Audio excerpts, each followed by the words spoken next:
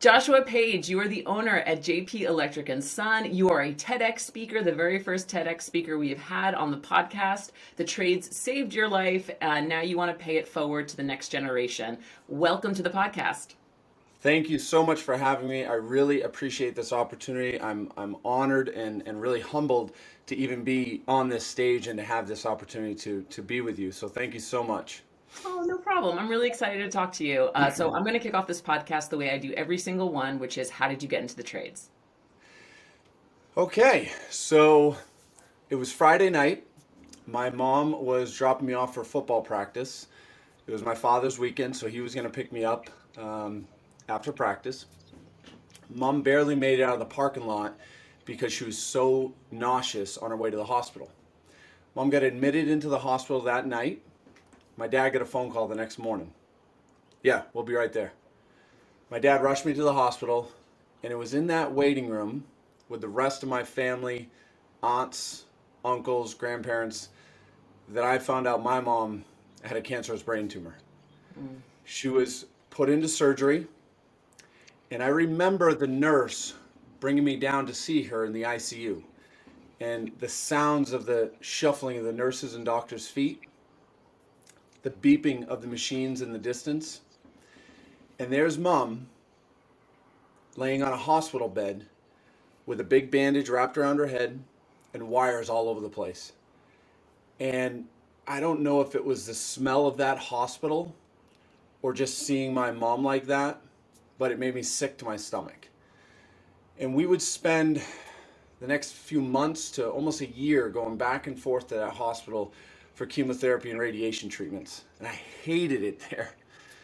The only good thing about that hospital was in the cafeteria, they had an ice cream machine and they had chocolate and vanilla and the mix. And you could get, you could mix your flavors and put any toppings that you wanted onto it.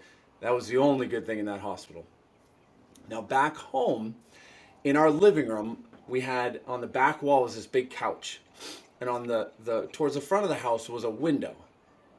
And that was mom's perch. She would sit up on that window and she would watch me and my friends play football, tag.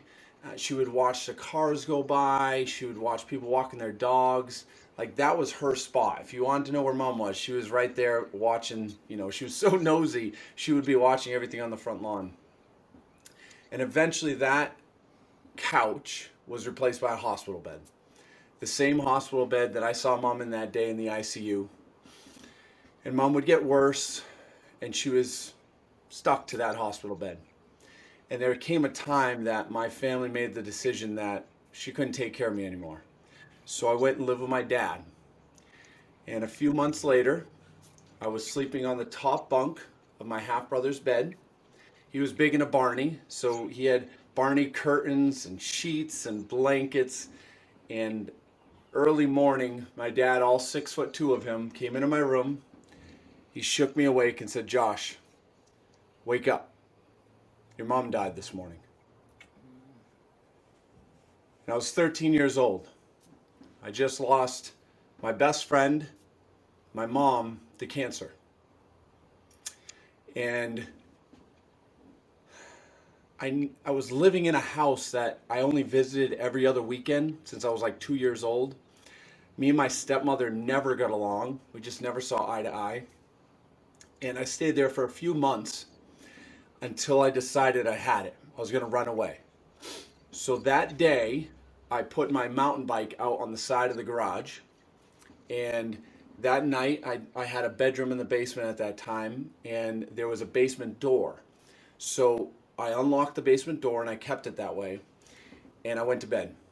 And about 11:30 that night, I was laying in bed with my heart just beating out of my chest. I was so scared, but I knew I had to do it. I had to get out of there. So I snuck up to the basement door. I opened the door and I put one foot out. I looked around. It was pitch dark. I said, "This is it." I ran outside. I shut the door behind me. I grabbed my mountain bike, brought it over to the chain link fence. I threw it over to the chain link. I climbed up and over the chain link, jumped on my bike, and went riding. And it was just me and the pitch dark. At 13 years old, I was scared. I didn't know if the cops are going to get me, if some bad guy was going to get me, but I was going to my girlfriend's house. It was about 20 minutes away in another town, been there plenty of times, and I just rode as fast as I could. And I got to her house, and she lived on the second floor. It was a raised ranch house. She lived on the second floor, and her window was on the left side.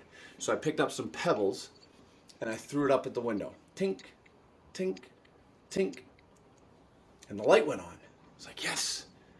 And then the front porch light went on. And all of a sudden, the front door opened. And out stepped her mother. Busted. I was like, man.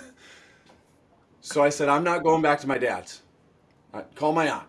Have my aunt pick me up, which my aunt was my mom's sister. And I said, have her pick me up because I'm not going back to my dad's. My aunt picked me up. She brought me to school the next morning. And unfortunately, I had to go back and live with my dad. That was just the way it was. Now, in all of this, I was a C&D student. I knew I wasn't going to college. I hated school. But I found out about this school that you only had to go to academics 2 weeks out of the month, and the other 2 weeks were in a trade. And I was like, sign me up. Yeah, that's where I want to go. I just want to go to school 2 weeks out of the month. Now, growing up, I always liked the animatronics in the movies and the makeup and the gore and all that. So I was like, I'm going to go to trade school to go into cosmetology. That's where I'm going. So when I got there and I went through exploratory and found out all about the different trades, well, I quickly realized that I couldn't picture myself doing French tips, French braids, and manicures for the rest of my life. So I said, I'm not going to do cosmetology anymore. I liked plumbing, but I honestly failed out of plumbing. So I couldn't take plumbing. I had a lot of friends that went into electrical. And I said, you know what? I'll go into there. That's fine. High school was not easy. I was suspended every single year except for my senior year. My sophomore year, I had summer school for electrical related. Literally the schoolwork to do electrical work, I failed out of. So I had summer school. Junior year, I ended up running away again. This time I had a car, didn't have my little Huffy mountain bike anymore, and I just didn't go home. And I went and lived with my aunt. And I spent the rest of my high school years with my aunt. It wasn't until senior year that I really was like, oh my God, like this is my last year. My mom's dead.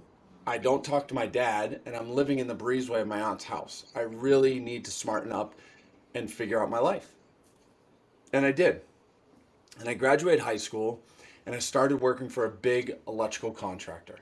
And that's why I say the trades really saved my life, because if I didn't go to that trade school, I mean, think about it. I was 13 years old. My mom died. I ran away. I could have done a lot of other bad things with my life, a lot of other poor choices, but I didn't. I don't know why. I just always had the drive to push and push and push. And when I turned 18, my saying was, I'm 18, I do what I want. And I literally told everybody that. And it wasn't like cocky. It was just like, I'm finally free. I can finally do what I want. And I think literally since that day, I literally have done what I wanted. And I pushed for it. And if people say no, I continue moving forward and continue moving forward. And I think that's why the trades really saved my life. Is I figured out my place in life, I figured out my purpose, and I found my meaning.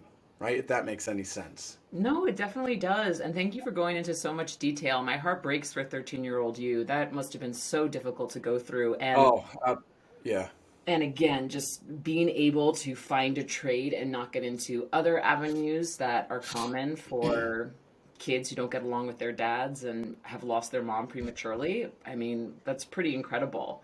So thank you for yeah. sharing Thank you. that. Um, Absolutely. so you did electrical, you got into electrical, and you were working for a big electrical contractor. Tell me how you went from doing that to running your own business. Well, the story doesn't end there. So I went to work for the big electrical contractor, and I think it was like 2 or 3 years in, I got my journeyman's license. I tested, got my journeyman's license, and then immediately went back to get my master's license. And this big electrical contractor had a school. So we had 180 apprentices every Saturday would go to school from 7 a.m. to 1 p.m. And it was in the basement, but it really was all classroom set up. It was a school because the contractor was so large. Well, I graduated from that school and got my license. And at 23 years old, I became their youngest instructor to ever go back and teach. Oh, wow. So I was 23 years old teaching level 3 electrical apprentices, which was really neat. You know, it was fun. I worked there for about 8 years, and at that time, me and my girlfriend that I met at 19, we were married now. We're still married. We're celebrating 15 years in August, actually. And I had a son, and I remember growing up, and my dad was never really there at the baseball games, or would be there, or would be late, uh, wouldn't be able to get a ride home. Mom was there. It was all of those things coming into my head. And I said, you know what? I don't want to be, I don't want my son to be like that. I don't want him to be searching. I want to be there for him. So I said, what can I do so that way I'm always there for him? And in my master electrician class, the teacher was talking about creating or starting a niche business. He said, I want you to go home and go look in the phone book. No one has a phone book anymore, but look in the yellow pages. Look up electrical contractor and see how many are in the phone book. He said, that's your competition. So, okay, so I went home. There was probably 15 or 18 of them there. We don't live in this huge cities or anything, but still, that was competition. He said, find something niche. So he mentioned a word. He said, infrared. I said, infrared? Huh. So I looked into it. Have you ever heard of infrared testing? I mean, I have an idea. I don't think I would pass a test if you asked me on it. Okay. So infrared testing, they use it on a lot of different things, but specifically what I wanted to use it on was electrical panels.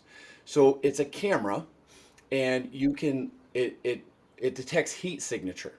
So you can see if you have a bad circuit breaker or a loose wire based on how much heat is coming off of the circuit breaker and wire. You can also do flat roofs for water. You can do in your home for air infiltration if you don't have insulation. So I started looking into it, and I was like, wow, this is really cool. You know, that's what I wanted to do. But the camera was $20,000, and I just got married that year. I was like, I can't afford that. Well, when we got back from our honeymoon, the stars aligned, and a company wanted me to hold the master electrician's license for their company.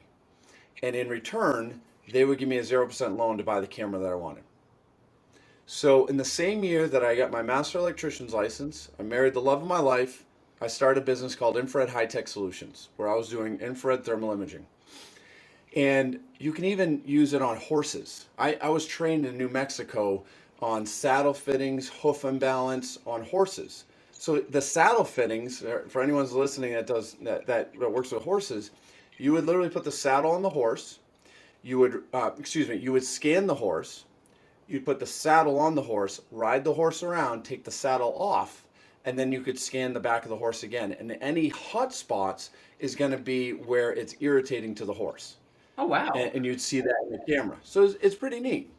So I did that for a few years in the company, and I was, side work. I was literally running into the porta-john, or I don't know what everyone calls them, but we call them porta-johns, the outside toilets in the freezing cold or the hot summer months when I was working on construction sites, answering my cell phone. Yeah, I'll be there at 5 o'clock. So I would find the nearest McDonald's. I would go in, I would change, and I'd come out with this little polo shirt and khaki pants, and I'd go and do infrared testing for a customer. I was just hustling, everywhere. I did that for a few years, and then I said, you know what? I really want to go on my own. I want to start this business, and I want to do it. So I left the big company, health insurance, 2 weeks paid vacation, good pay. We had a house now for about a year, and I asked my wife. I said, I really want to do this business. I think we can do it. And she said, okay, let's give it a shot. So I left. I started infrared testing, and I did well for about a year and a half. And I got kind of bored. to be honest, because I wasn't doing electrical work. I wasn't doing it with my hands. I was going to a commercial facility. I was scanning, just literally taking pictures of electrical panels, going home, creating a report, and that was it. And I was hoping that I'd be able to fix the problems, but they already had their own electrician, so I could never fix them. Well, so I got bored of that. Business wasn't really coming in well. That was about 2010, about 2010 or so, when the housing crisis hit, right? In my mind, I'm thinking niche business, right? From my instructor in the master's class. What else can I do in niche business? Well, isn't the smartest thing as a master electrician to do is to get into foreclosed houses? So that's what I did. So I started getting into foreclosed houses where I would legally get paid to break into the house.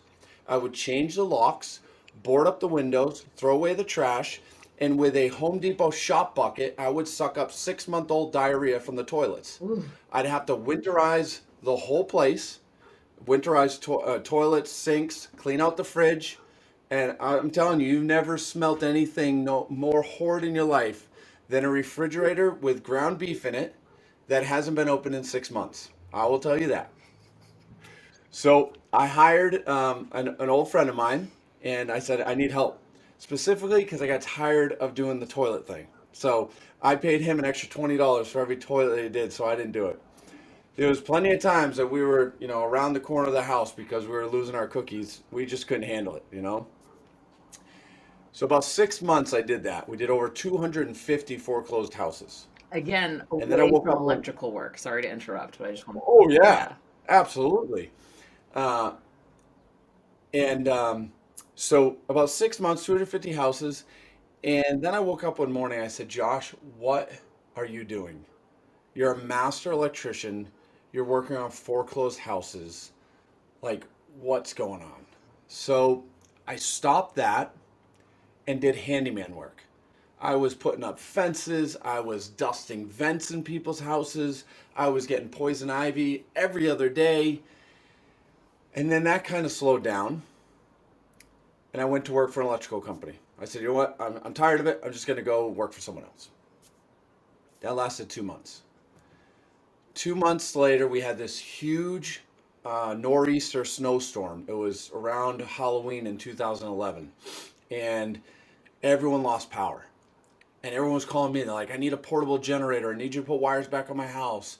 And I was like, I think this is the time. So I went back to my wife. I said, I think I want to go on my own.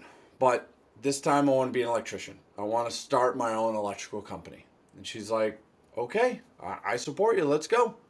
So I went back to the employer. I said, I'm leaving.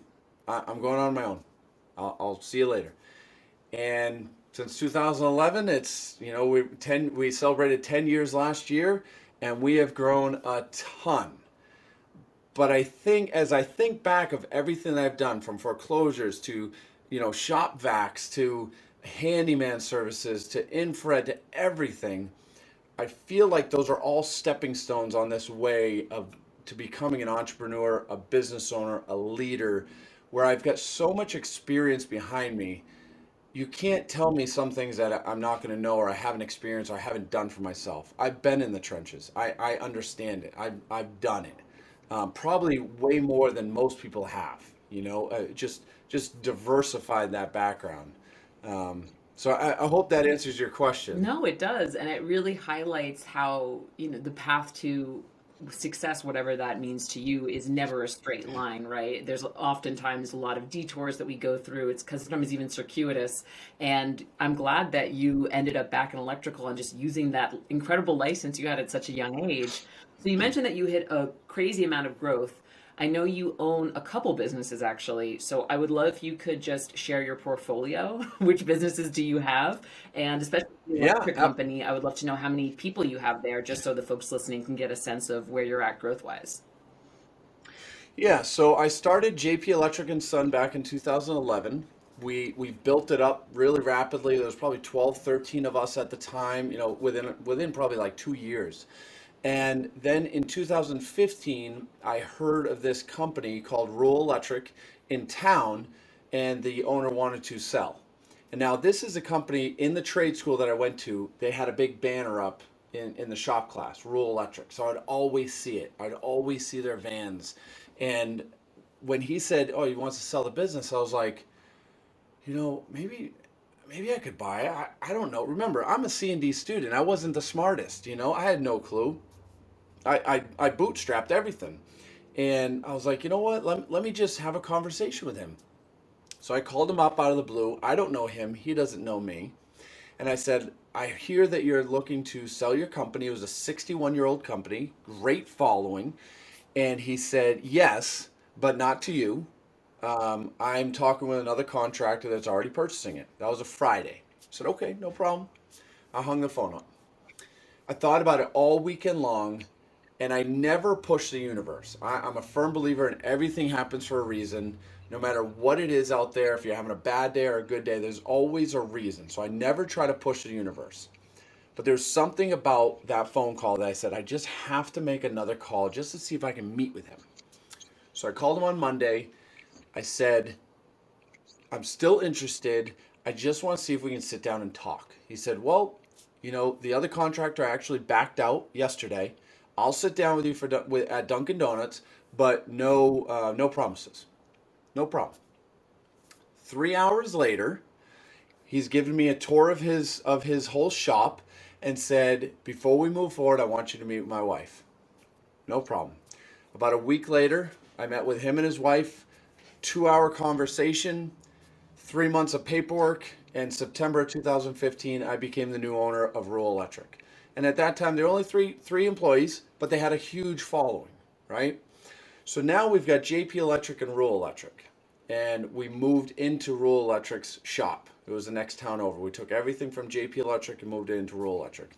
Still have the two different vans. One's white, one's a dark blue. I kept the lettering the same. I kept everything because I was too stubborn to remove my name or merge them together, JP Electric and Son. And I just didn't want to lose the Rural Electric name because they've had so much history. So that's 2015.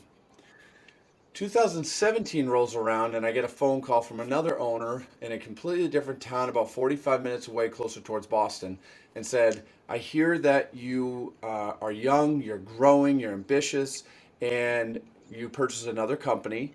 Would you like to purchase mine? And I said, absolutely not. I got way too much. I gave that one about 2 weeks and I said, you know what? If I can get a good deal, they're in a town I really wanted to push towards. Let me give them a call. I don't know why, but we met at a Dunkin' Donuts again, and we talked for about 2 hours. And again, same thing, about 2, 3 months later, in 2017, it was actually, September, October 2017, I purchased Patriot Electric Contracting and Service out of Concord, Massachusetts. That story doesn't go so well, though, because Rural Electric, when I purchased them 2 weeks prior, I met with all the employees. We shook hands. We went over how I wasn't going to make any changes, their pay structure, vacations, all of that. It went so smooth. Patriot, the owner, did not want to do that because he wanted to really conserve him. He thought if he told his employees that everybody would leave and he would lose everything. So he didn't want to. So we closed on a Friday, and on Monday morning, I walk in and said, I'm the new owner. Within 3 months, all 3 electricians quit. Oh my goodness. So I just paid hundreds of thousands of dollars for a company with a 35-year background with no electricians. Whew. Because he didn't do what I asked him to do. Yeah. So that is not how you should be buying a company. And I've learned a very valuable lesson from there.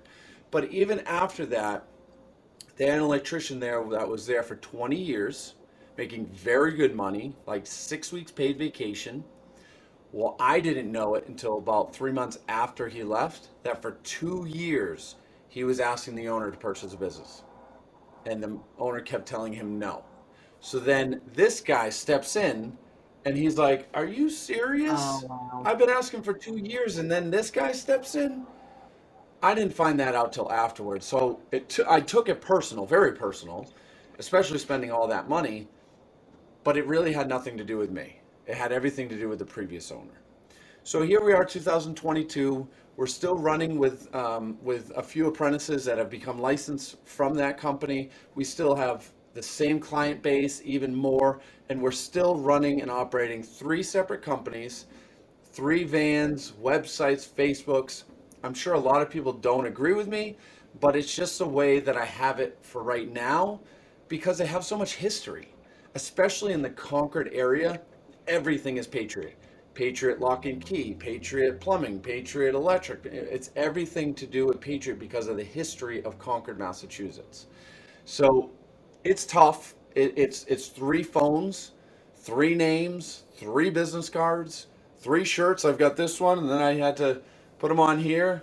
It's tough, but it's just the way that I'm operating it, and it's working for me now. Got it. Well, thank you for sharing that. And thank you for sharing Yeah, that giant absolutely. lesson about acquiring Patriot. Wow. I was just, my eyes were very wide and my mouth was open when you were telling me that story. How many employees do you have across all three businesses? So right now, I think we're at like 14 or 15. We're still relatively small. I know there's a lot of companies out there that are going to hear this, and they've got 100 employees, 200 employees.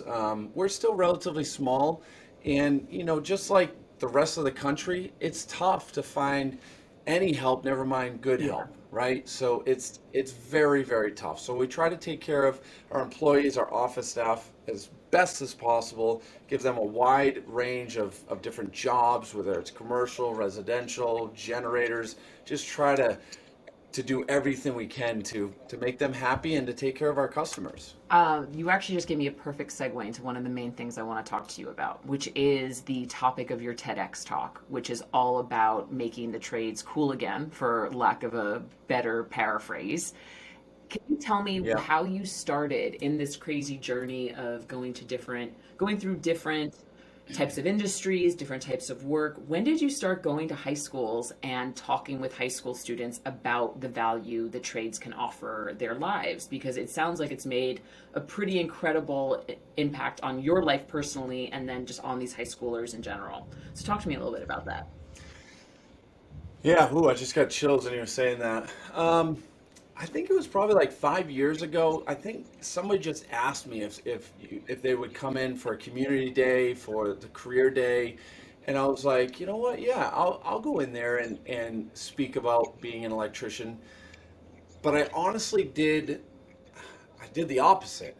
I told them my story. I told them the same story I told you at the beginning of this podcast, and spoke like maybe for 5 minutes about being an electrician, and then I just got invited to another one and to another one and to another one. And I started thinking about career days and getting kids involved and just asking questions. And I've done that my whole life, really asking questions. And as I've grown older, I've tried to ask better questions, right? If you want a better answer, you ask a better question. And to me, it was always like, what is wrong with the trades? Why don't kids want to be an electrician or a welder or a carpenter? What's wrong with us?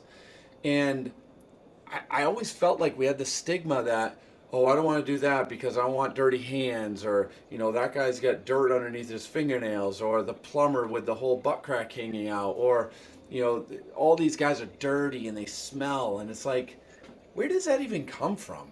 I don't even think that's our generation anymore. Maybe it was at one point, but it's not. And then I started thinking, okay, well, if the kids see that and they don't want to be dirty, or they don't want to work hard, or whatever the excuse is, where are they going? So they're going to college, they're going to get just a job, or they're going to the military, which is fantastic. And then I started thinking and asking deeper questions. Who's pushing them to that? And then I figured out it's really, in my opinion, I think it's the parents. I think the parents are directing, as we should, right? We got to nurture our kids and have them grow up correctly, or do the best job we can. Um, but I think they're always pushing them towards college because it seems like we have this stigma in the world that, or at least in the United States, that if you don't graduate from a 4-year college and get a degree, you're useless. You can't make any money. And that's obviously not accurate. There are electricians and plumbers and tradesmen that are making millions of dollars a year. So that's not accurate. But why is that the default? Why is college always the default? I was talking to a banker the other day. She had a 23-year-old, stays home, lives in the basement, had no clue what to do with his life. And I said, "What did you tell him?" She said, "I told him he should take some night courses." Why? Just because he has nothing else to do with his life, you tell him to go to college? What about, is he working on his car? Does he have a dirt bike, or did he climb trees when he was younger? Maybe he could do something in the trades. Why don't you ask a local electrician if they're looking for any new employees, any apprentices, or a welder, or a carpenter, or any of them? I'm an electrician, but I speak for all the trades. I'm just in love with getting kids involved with the trades because I've seen it. We don't have enough. And to even go deeper on why college is not the only option, I don't anymore, but I used to do the 15-hour code updates on the weekends. Well, when I would go to them, there'd be about maybe 150, 200 people in the code updates, and all I would see would be a sea of white hair, just white and gray. And I'm like, where are all the kids? Where's the 20-year-olds? Where's the 30-year-olds? It's nothing. It's just a sea of white hair. And I started doing more research. So about 5 years ago, in the state of Massachusetts, the average age of an electrician was 52 years old. They had a study. There was about 32 to 33,000 licensed electricians in the state of Massachusetts. 25,000 of them were over the age of 52. What are we going to do when all those people retire? You know, we're going to be, and this was 5 years ago. This was before COVID, before any of this stuff, before the mass exodus of employees across the country. And I said, man, we've got to do something. So I think that was the big hit for me on helping with Career Day, on helping with giving them another option. And then it's just spiraled since then that, you know, college is not the only option, that we should have the trades on the ballot form. Like, hey, you want to go military? Awesome, perfect. You want to get a job? That's okay, great. You want to live in your mom's basement? No, that's not on there. You want to go in the trades? Sure, great. You want to go to college? No problem. You know, I said on the TEDx, you don't want this guy being your brain surgeon, right? So obviously college, it needs to be an option, but it's not every option for every kid. Yeah. You know, some of my best employees were the ones that didn't do well in school. They didn't really want to go to college. They didn't, kind of lost, but they were great with their hands. And that's who we are in the end, Yeah, right? 100%. And we talk about the labor shortage a lot on this podcast because obviously every single person I interview has the same issues you do, which is I cannot find good help. So we need to start nurturing it. And there was one story you told me when we first talked that I would really love it if you could talk about on the podcast. So from doing these high school talks, telling your story, telling how the trades has really saved your life, you have gotten some apprentices who have wanted to work with you. And there was one guy in particular that really made an impression. So would you mind telling us a little bit about that? Yeah, absolutely. So pandemic started February, March. I think it was the beginning of the summer of 2020. I had this kid give me a call, said he wanted to do an interview. And that was when, you know, we were super scared of everything. So I said, yeah, we'll have the interview in our warehouse, like 20 feet away from each other. And he showed up, and I'm like, where is he? And there was a big truck with an old man driving. And all of a sudden, this short little chubby kid gets out on the passenger side and comes in. And I'm looking at him like, you here for the interview? He's like, yeah. I'm like, how old are you? He's like, 15. I'm like, okay. I'm like, how'd you get here? He's like, oh, my grandfather dropped me off. I'm like, So I did the interview, and in my head, I'm thinking the whole time, like, this is big liability. He's, you know, still got baby fat. Like, I don't know if this is gonna work. He's like, yeah, I just started at, the trade school up the street, which is where I went to. I'm like, oh, that's cool. I said, but you're a little too young. Like, I said, give me a call in another year, right? So he must have called me, I don't know, like 6 or 8 times. He texted me, he called me, said, I still want to work for you. I said, yeah, that's fine. Give me a call in the summer. So this is 2021 now. So he gives me a call the beginning of summer of 2021, and he was trying to set up an interview. And I said, I don't have time. Every time he would text me, I was always on the road. I just didn't have a chance to get in touch with him. So I said, call my office. I'll have my admin assistant set up the interview. I said, I can't make any promises. Let's just sit down. So we sit down, and he grew a little bit, still a little chubby kid. And now he's 16. He was going to get his license to drive in like another month or something like that. Still, his grandfather brought him. So we're talking, and I'm like, if you were to get hired, how are you going to get here? He said, well, my grandfather would drive me. I said, are you sure every single day? Yep, no problem. They will drive me every day. Okay. So I started thinking to myself, well, maybe we could use them for the summer, maybe just put them in the warehouse or something. I said, before I make a decision, I have a question for you. And he said, what? I said, why me? I said, why have you been bothering me for over a year?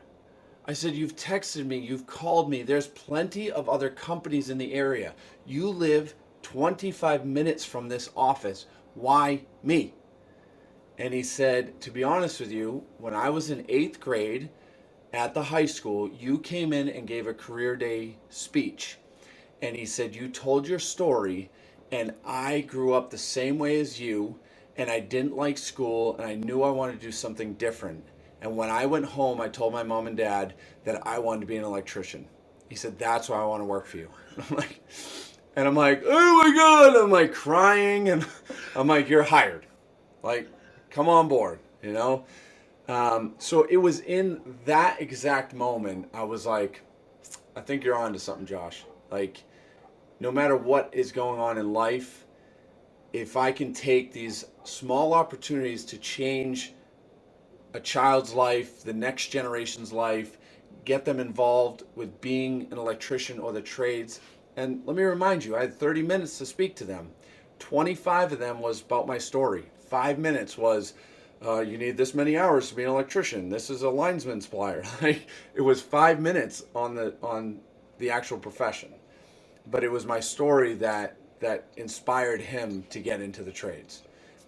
So he was actually, he just left, to be honest. He just left about a week ago. He went to go work with another company that was doing some bigger things, more commercial projects. But he left on great terms, and he was a good kid. And he is going to be a phenomenal electrician when he gets licensed. Phenomenal. So I'm very happy that we had That's that time awesome. together. And I honestly like you already told me the story, and I kind of was like tearing up again when you told it because it's such an incredible story about the impact we can have on younger generations when we don't BS them, when we tell our story, and when we really, I think when people talk like, how do I get the people interested in the trades? Every single person I've had on this podcast has a phenomenal story of how they got into the trades. That's why it's the first question I ask on the show. And I'm like, if you just say that, Yeah. I guarantee you will get people interested. Which brings me to my next question, which is you are actually in the process of writing a children's book about the trades, which I love. So why don't you tell us a little bit about that? Oh, I can't wait until it's done. It is so much work. So, again, the pandemic. We are an essential business, but I decided as a company right in the beginning, I said, you know what? The governor wants all non-essential businesses to shut down for 2 weeks. This was right in the beginning. And I told my entire staff, I said, we are essential, but I don't want to go through this pandemic and then puff my chest out in the end and say, well, I'm glad we never shut down. I just didn't want that because that was March. Like nobody knew anything. So I said, let's just shut down for 2 weeks. I was scared out of my mind because I didn't know what I was doing. And I just said, let's just shut down. So we did. Well, this guy can't just stop. So my brain was going the whole time. And I said, what can I do and how can I do it? So I literally wrote two books. One I don't even think we talked about, but the other one, I said, if I'm going to these career days and they're ninth to 11th grade, they're going to a regular high school, some were eighth grade, if they snuck in like that apprentice did, but most of them are ninth to 11th grade. So I can inspire them, I can motivate them, but they most likely won't jump ship to a trade school when they're in high school. They would probably do it after high school. So I said, what else can I do? My wife's a daycare owner. She owns a very large daycare. And I said, what if I plant the seed in the young child's mind that the trades are cool, like all the cool things? So what I did is I created a Google form and I asked a bunch of questions and I put it out on Facebook. I said, anyone who's in the trades, please put your trade on there. You don't have to put your name, just put your trade and all the cool things that you love about your trade. So I had horse farrier to cosmetologist to welder, carpenter, electrician, plumber. I had everything on it. And I was like, sweet, this is awesome. So I started writing the book. And it's literally about, it's fourth to sixth grade. That's kind of where I wanted to plant that seed. And it's career week in school. So the teacher asks the little boy what his father does. His father's an electrician. He has no clue what his father does, though. He just knows he's an electrician. So he goes home and asks his dad, and his dad tells him all the cool things about it. And I'm not going to tell you the rest of the book, but that's what it's about. So the book is finished, it's edited, a publisher picked it up, the illustrations are in progress. I'm going through them right now because a couple of them I was like, oh, I don't like the way they look, or it's a process, I'll tell you. I didn't realize this, and I'm like getting wicked anxious, like I just want it to be done. But I'm so excited because I think it's going to make a huge impact, and I can't wait, literally, to have the book in my hand and I want to read it to all the kids at my wife's daycare. I'm just like, that's like what I want to do. And if I could get the book into Scholastic, oh my God, that'd be like hitting, the grand slam. That'd be so I fantastic. love that. So that's really what I want. That's what I was thinking. I said, career days are great. I mean, at high schools, but how can I get it to the younger generation? Make the trades cool again. All the cool things. That's my process, my thought That's process awesome. was, And right? what's it called again? So what does your That's daddy great. do? I love that. So what does your daddy do is going to be a series, and then if it works out good, we're going to be doing some other things with that topic per Awesome. se. So Josh, I I'm know this is going excited. to be a longer episode because there's one other thing I really, really want to talk to you about. Before I ask it, though, I have to say we've mentioned Dunkin' Donuts twice, and you used "wicked" as an adjective just now. I'm loving the Massachusetts vibe. I'm a New Yorker, so I too have a love of Dunkin'. I don't even realize it. But you mentioned your wife a few times. She sounds just incredible, super supportive, an entrepreneur on her own. When we first spoke, you mentioned that, as you were trying to grow your business and do this really incredible thing for your family, in your process of doing that, you were actually doing the exact opposite. So I have a question on the show that I usually ask, which is, if you could go back in time and give yourself one piece of advice, what would that be? And I have a feeling that this advice would be, I know what that advice would be. So I would love for you to talk a little bit about that and impart some wisdom on some of the younger folks now who are listening to the show and thinking about how do I become an entrepreneur in the trades, and what was that big lesson that you learned? Yeah, so I'm like getting teared up just because I haven't really told this story to many people. That was a tough part of my life. We were about year 9 in marriage, which was year 5 in the business, and I had no clue what I was doing. I started the business with $750 in my pocket, a beat up old Comcast van from New Bedford, and just worked my ass off, right? I had no clue. And if I didn't know, I would research it or I would watch. I'm a very visual person. I can learn a lot just by watching you, right? So I was, I would think back of the big electrical company that I worked for, what that owner did. And when I worked in the office there for a little bit doing some estimating, it was like 4:30 in the morning. I would go there to get prepped and ready. Like I kind of wanted to show off to the bigger project managers. Well, there was one morning that I drove in and the president had a corner office, glass on both sides. And I just see his head doing this. And I'm like, what the heck is he doing? Just doing this, back and forth, back and forth. So when I got into the office, I asked the project managers, I said, hey, what was he doing early in the morning? He said he's doing sit-ups. He comes in the office at 4 a.m.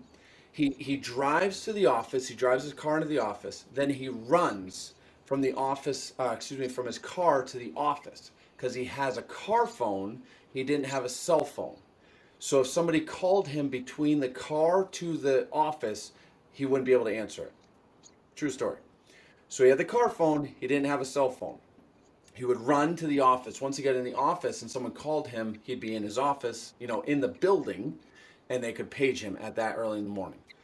So he would be in there at 4 a.m. He wouldn't leave till 11 p.m. That was his life. During the day, if he had to drive somewhere, somebody else was driving him, because at one point I think he almost got into a very bad accident when he was reading plans while trying to drive. So he's in the back seat, he's looking at plans, he's got a car phone, he's got the fax. This was a few years ago, right? But so that I modeled that. I said, you know what? I've got to go into the office early. Like that's what he did. I've got to do that. So I'd go into the office at like 4:30, 5 o'clock in the morning, and I wouldn't go home until like 9:30 at night because it was starting to get dark. And I thought the more hours I put in, the more successful I would be. I watched other business owners. They would dress up. They're successful. They would dress up. They literally wear like fancy black shoes and khaki pants that were all ironed down, and the polo, and I said that's how I've got to dress. So I would literally dress like that, and I would end up on job sites climbing the ladder and working with customers, and I'm all fancy guy, right? I look at another business owner. I'm like, man, he's really successful. He makes a lot of money, but I don't ever see him laugh. He's very serious. I've got to be serious now. Never laugh. I wouldn't laugh. I'd be serious. My wife would try to joke around. Nope, because I'm a businessman now. This is what I do. I'm building this business for my family. I have to dress a certain way. I have to act a certain way. I have to go into the office a certain way. And I didn't realize that was all wrong, right? I put the business first, then my kids, then my wife. And it wasn't until one night going through McDonald's drive-through that me and my wife were having the biggest argument of our life, and I said maybe we weren't supposed to be together, maybe we weren't supposed to do this, and that was the lowest part of my life. It really was. I was doing it all wrong. I was copying everyone else because they were successful, and I thought that's what I had to do. And it took about a month or so to really figure myself out. And I said, Josh, you can't do this anymore.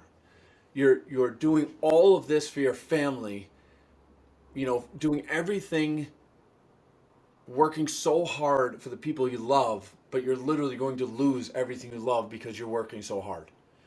And I said, that's it. I'm not doing this anymore. So I immediately flipped the script. I went my wife first, my kids second, my business third. And when I made that switch and started delegating more at work, started planning my day out more, weeks ahead of time, scheduling myself at home to bring my kids to school. When I go home, the phone gets shut off. I wouldn't answer emails, or at least not in front of my kids. I would try not to answer the phone in front of them. Once I made that switch, the business literally blew up. I was busier than ever. I was more profitable. We were making more money. I was happier at home. I everything. And I was like, oh my God, like I don't know if somebody told me that before, if I would have believed it. I had to experience it myself. But I don't want other people making the same mistake I did, because that almost took everything that I loved and known away from me. So if there's anything that anyone's going to learn from this podcast, it's always put family first. Always, always, always. You are building this business for them, not against them. I think that's what I get out of it, and just because of that, it's been 5 years now, 5 years in business. That's when that happened. I've been in business over 10 years now, and me and my wife are madly in love. Her business is growing, my business is growing. We're writing the books. We're taking more vacations than ever before. I take every Friday off during the summer so that way I can spend it with my kids, and we do little vacations on the weekends. I mean, just I'm living the life I've always dreamed, to be perfectly honest.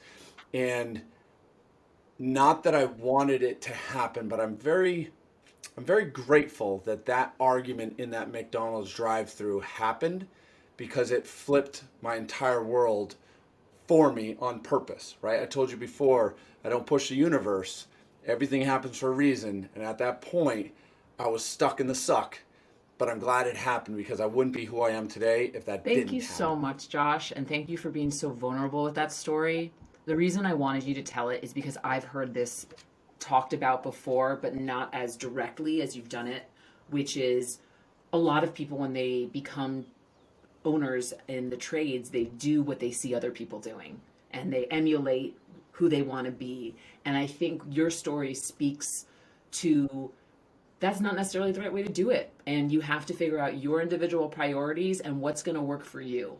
Make your business work for you, because that's the reason we're Absolutely. doing it. So thank you so much for being so vulnerable and telling that story. I really wanted to. We're gonna Absolutely. we're gonna end it on a light note. Absolutely. I've really loved talking to you. I've really loved listening to everything you've said. I'm sure our audience will love it as well. But my favorite way to end the podcast these days is to ask, if you could choose a song to be the soundtrack of your life, what would it be? So I'll be perfectly honest, I had no clue, and I was freaking out 5 minutes before I was supposed to get on with you, and I texted my wife and I said, I need a song. I don't know what it is. Please help me right now. And she said, I literally wrote it down. She said, Mano featuring T-Pain, All of the Above. And I was like, okay.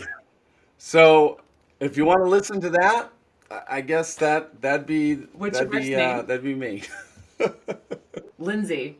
So this is Lindsay. Lindsay's recommendation, which honestly is probably the honestly out of everyone in your life to ask that question to, Lindsay probably had the best answer. So I can't wait to check that out later. Josh, thank you so much for being a guest on Toolbox for the Trades. I really enjoyed chatting with you.